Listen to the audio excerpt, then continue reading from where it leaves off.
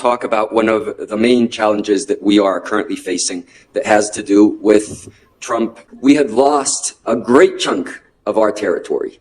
What percentage do you think of our territory we lost in the first 30 years after our independence? We lost more than 50% of our territory to the United States. To give you an idea, all California used to be Mexico. All Nevada, ever been to Vegas? All Utah, the whole state of Texas, parts of Arizona, New Mexico, Wyoming, Colorado, Kansas, Oklahoma, all that used to be Mexico. That's why when I hear President Trump saying Mexico is ripping us off, I'm like, what the hell is he talking about? I mean, the United States took away half of our territory, and he says that we're ripping off the U.S. That's absolutely off the wall, absolutely nonsensical. As you know, President Trump has threatened to impose 25% tariffs to all Mexican exports. Now, Trump's argument is absurd. His favorite argument is that we caused the fentanyl crisis. It's true, almost 100,000 Americans die because of fentanyl overdose in the United States. But what's absolute nonsense is to say that Mexico caused the crisis. The fentanyl crisis was caused by American companies. More specifically, a company called Purdue Pharma. They came up with a painkiller that you've probably heard of called OxyContin. It's a very, very effective painkiller. It's an opioid. They used to advertise the painkiller as non-addictive.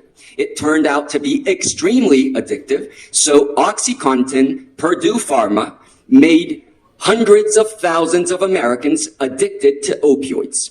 When the American government realized that this was happening, regulations tightened. And what did the users turn to? They turned to heroin. And then somebody in a lab came up with a way to produce fentanyl. Fentanyl and heroin are basically the same thing. The main difference is to produce heroin, you need a plant, a poppy flower. And to produce fentanyl, you just need certain chemicals to be mixed in a lab. So it's true, a lot of fentanyl is being produced in Mexico and sent to the United States, but we didn't cause the crisis. And to think that we can stop the crisis is actually stupid. And let me tell you why. I'm going to talk about only one port of entry. This is Nuevo Laredo, Tamaulipas. On the other side of the border, it's Laredo, Texas. Do you know how many trucks cross every single day from Nuevo Laredo, Tamaulipas to Laredo, Texas? In one day, between 7,000 and 8,000 trucks. Okay, keep that number in mind. If you line up those trucks, you will have a line, do you know how long? If you think in miles, 100 miles. If you think in kilometers, 160 kilometers. That's the amount of trucks that cross every single day. Okay, with that in mind, now think of 2 kilos of pure fentanyl. 2 kilos of pure fentanyl. 2 kilos of pure fentanyl account for how many lethal doses? Does anybody know? 2 kilos of fentanyl. That can fit here. 2 kilos of pure fentanyl account for 1 million lethal doses. Do you think that it's possible for Mexico to avoid 2 kilos from crossing into the United States when only through one port of entry, 7,000, 8,000 trucks cross? That's completely absurd. So imposing tariffs is nonsensical. The fentanyl argument is crap. If they impose the tariffs, Trump is going to hurt the American economy. He's going to hurt the Mexican economy. And let me put it this way, and I promise I'm finishing. With tariffs, our economies are going to shrink. For sure. The American economy and the Mexican economy.